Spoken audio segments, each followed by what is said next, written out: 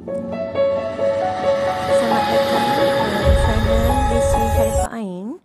Selamat belajar sejarah dan selamat belajar mentadabbur sejarah. Assalamualaikum warahmatullahi taala wabarakatuh. Apa khabar anak-anak semua? Diharapkan anak-anak semua berada dalam Zoom keselesaan walaupun kita dalam arus pandemik COVID-19 dan PKPB. Anak-anak semua pastikan semua belajar dan jangan lupa untuk study setiap hari. Baiklah, pada hari ini cikgu fokuskan pada tajuk tulingan tingkatan 5 iaitu bab 2 di bawah tajuk akhbar dan majalah. Di antara tajuk akhbar dan majalah ni yang boleh ditanyakan dalam soalan peperiksaan adalah senaraikan tiga tokoh penulis yang membangkitkan semangat kebangsaan melalui penulisan di akhbar, majalah dan novel. Jadi soalan ni diminta apa? Senaraikan tiga tokoh penulis. Jadi anda perlu tahulah siapakah contoh-contoh tokoh penulis yang perlu anda ketahui. Yang paling mudah anda ketahui ialah Zakbar. Zakbar tu nama kependekannya, nama panjangnya ialah Zainal Abidin bin Ahmad, Dato' Onn Jaafar dan juga Abdul Rahim Kajah. Itulah adalah yang paling mudah lah. Yang paling tiga tu antara yang paling mudah awak ingat. Yang kedua soalan. Media massa seperti akhbar, majalah dan novel menjadi pilihan penulis untuk membangkitkan semangat nasionalisme. Soalannya, senaraikan tiga jenis akhbar, majalah dan novel yang digunakan sebagai saluran membangkitkan semangat nasionalisme. Tiga jenis akhbar, majalah dan juga novel. Tiga tema utama yang sering digunakan dalam media massa tersebut. Jadi anda kena berikan contoh akhbar, apa dia, majalah, apa dia, novel, apa dia, berdasarkan tema-tema yang telah diberikan. Sebagai contoh akhbar, yang paling mudah awak ingat WNWM. Apa dia? WM Warta Melaya, WN Warta Negara dan LM Lembaga Malaya. Jadi banyak kategori kat sini Malaya. Itu adalah akhbar. Apakah tema yang dikaji? Politik, sosial dan juga ekonomi. Cikgu garapkan satu persatu. Dalam bidang sosial, memajukan pendidikan Melayu. Kodenya ialah pendidikan. Yang kedua, memartabatkan bahasa Melayu sebagai bahasa rasmi. Bahasa Melayu menggalakkan pendidikan untuk anak perempuan. Ekonomi, mengurangkan orang dagang yang mengancam ekonomi Melayu. Orang dagang, menggalakkan perniagaan atau niaga di kalangan Melayu. Orang Melayu, niaga, menggalakkan orang Melayu berjimat cermat. Politik, mengkritik British, mengurangkan kuasa orang Melayu, mengkritik British, menolak pilih kasih British dalam pentadbiran pilih kasih dan mengkritik raja-raja yang kurang mementingkan rakyat, raja-raja. Jadi kat sini kamu akan lihat ada faktor politik, ada faktor ekonomi, ada faktor sosial dalam akhbar. Yang seterusnya ialah majalah. Untuk majalah, tiga contoh yang paling mudah awak ingat adalah majalah Guru, Bulan Melayu dan Pengasuh. Apa dia? Majalah Guru, Bulan Melayu dan Pengasuh. Sebagai contoh kita berikan tema apa yang ada dalam majalah Guru. Kalau Guru ni paling mudah untuk awak ingat, semuanya ada orang Melayu di belakangnya. Majalah Guru, menyeru perpaduan orang Melayu. Apa kodenya? Perpaduan. Yang kedua, membaiki taraf hidup orang Melayu. Kodenya taraf hidup. Memajukan bahasa dan sastra Melayu. Bahasa dan sastra. Jadi itu adalah majalah Guru. Kemudian Pengasuh, menggesa orang Melayu menjauhi sifat buruk. Menggalakkan pendidikan orang Melayu. Mentafsirkan masalah orang Islam. Ulang balik koding, sifat buruk, pendidikan dan juga masalah, mentafsir masalah orang Islam. Yang ketiga, bulan Melayu. Bulan Melayu adalah berkaitan dengan perempuan. Ingatlah, bulan yang datang bulan ni orang perempuan kan. Jadi ingatlah bulan Melayu. Okey. Mesti berkaitan dengan perempuan. Tapi kat sini lebih pada guru atau pendidikan. Okey, apakah huraian dia? Menggalakkan perpaduan guru perempuan. Okey, guru perempuan coding. Menggalakkan perempuan mendapatkan pendidikan. Menggalakkan wanita menjaga kesopanan dan adab timur. Okey, sopan. Okey, juga semuanya adalah bulan Melayu adalah berkaitan dengan perempuan. Okey, seterusnya kita lihat bulan Nobel. Nobel ada keris Melaka, anak Mat Lela Gila, Putera Gunung Tahan dan Melor Kuala Lumpur. Cubulang, anak Mat Lela Gila, Putera Gunung Tahan, kemudian keris Melaka dan Melor Kuala Lumpur. Ada berapa? Ada 4. Okey, kita lihat satu persatu. Keris Melaka menghargai tokoh-tokoh menentang penjajah. Bila awak ingat keris, mestilah dia adalah untuk menentang penjajah. Anak Mat Lela Gila mencintai tanah air dan menghargai warisan negeri sendiri. Okey, ni lebih pada mempertahankan negeri lah ataupun mempertahankan negara. Jadi dia cintakan tanah air. Kemudian Putera Gunung Tahan. Putera Gunung Tahan juga mencintai tanah air serta bangga dengan kebolehan sendiri. Okey. Seterusnya Melor Kuala Lumpur. Melor Kuala Lumpur ni pun Melor. Melor tu bunga melor kan. Jadi perempuan lah. Okey. Wanita moden mementingkan pendidikan untuk memajukan diri. Okey, kodenya adalah wanita pendidikan. Kemudian wanita bebas memilih hala 7 kehidupan. Hala 7. Jadi konklusinya Nobel tadi ada 4. Okey, ulang balik semula. Akhbar ada 3. Kemudian majalah juga ada 3. Serta yang last sekali adalah Nobel ada 4. Okey, apakah kemungkinan soalan yang boleh ditanya? Kadang-kala soalan ditanyakan tentang, apakah aspek sosial yang dibangkitkan dalam akhbar? Ditanya tentang aspek sosial. So, anda kena lihat apakah aspek sosial pada akhbar. Ingat balik tak aspek sosial tadi pada akhbar? Pendidikan, memajukan pendidikan orang Melayu, memantabatkan bahasa Melayu sebagai bahasa rasmi dan menggalakkan pendidikan untuk anak perempuan. Bagilah contoh tadi kalau dalam akhbar. Ingat tak? WM, Warta Melaya, Warta Negara dan juga Lembaga Malaya.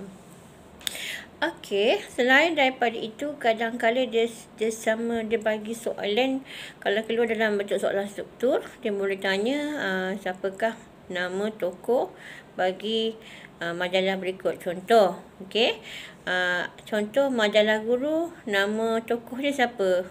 Okey, paling mudah ingat Muhammad Datuk Buda Linggi atau Yusuf Ahmad atau Muhammad Sidin Rashid.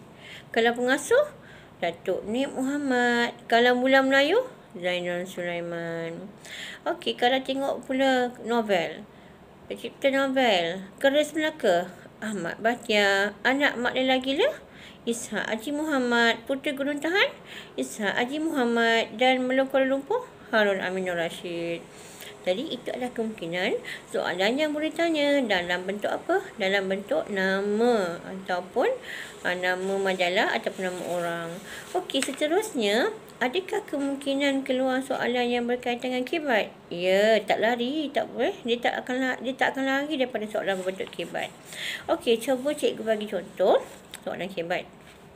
Sebagai generasi muda hari ini, bagaimanakah anda mampu menjadi warga negara Malaysia yang berupaya mempertahankan kedaulatan negara? Okey, fahamkan soalannya. Sebagai generasi muda hari ini, bagaimanakah anda mampu menjadi warga negara Malaysia yang berupaya mempertahankan kedaulatan negara? Jadi ditanya kita, awak, awak adalah sebagai generasi muda. Maka jawapannya, Saya mampu menjadi warga negara Malaysia yang berupaya mempertahankan kedaulatan negara. Boleh bagaimana? Adalah cara. Maka jawapannya dengan gunakan kata kerja. Menguasai ilmu pengetahuan dan menguasai segala bidang kemahiran. Ini fakta. Jika anda berupaya memberikan huraian atau contoh, berilah huraian. Contohnya, menguasai ilmu teknologi maklumat. Menggunakan teknologi digital. Sekarang ramai orang dalam PDPC menggunakan ilmu YouTube. Jadi itu adalah kemahiran mengaplikasikan ilmu teknologi dalam pelantar media sosial. Yang ketiga, mematuhi ajaran agama dengan menjalani suruhannya, perintahnya dengan solat, mengikuti segala yang diperintahkan oleh Allah dan menjauhi segala larangannya. Mengamalkan budaya bangsa, memperkasakan perpaduan, memelihara jati diri, mengamalkan gaya hidup sihat. Gamalkan gaya hidup sihat pun boleh? Ya. Kalau anda pandai menghuraikan, mengamalkan gaya hidup sihat juga, anda boleh bagikan contoh. Contoh apa? Contoh kalau mengamalkan gaya hidup sihat ni, orang yang sentiasa ada motivasi dalam hidupnya. Contohnya dengan tidur yang cukup, kemudian mengamalkan sentiasa mengamalkan budaya membaca, untuk menambahkan ilmu sepanjang masa, dan tidak terlepas daripada itu ialah sentiasa memperbaiki diri. Gaya hidup sihat ni luas, bukan hanya aspek makanan. Kita harus lihat gaya hidup sihat tu sangat luas, melibatkan dalam aktiviti kerohanian, juga adalah konteks mengamalkan gaya hidup sihat selain daripada makanan. Kemudian menghayati perjuangan tokoh-tokoh silam. Boleh anda memberikan contoh menghayati perjuangan tokoh-tokoh silam. Berikan contohlah. Apa dia contoh-contohnya. Dan menghindari budaya negatif. Banyak budaya negatif kan. Contohnya daripada bermain game sepanjang masa, ataupun terlibat dengan aktiviti-aktiviti vandalisme dan sebagainya. Itu adalah budaya negatif. Itu adalah contoh soalan kibat. Contoh kibat yang lain yang boleh ditanya dalam soalan peperiksaan. Cikgu bagi contoh lah. Tadi ada contoh fakta yang penting sekali anda menguasai fakta dalam tajuk ni. Kalau dalam soalan kibat, cikgu bagi contoh yang boleh ditanya adalah konteks amalan membaca.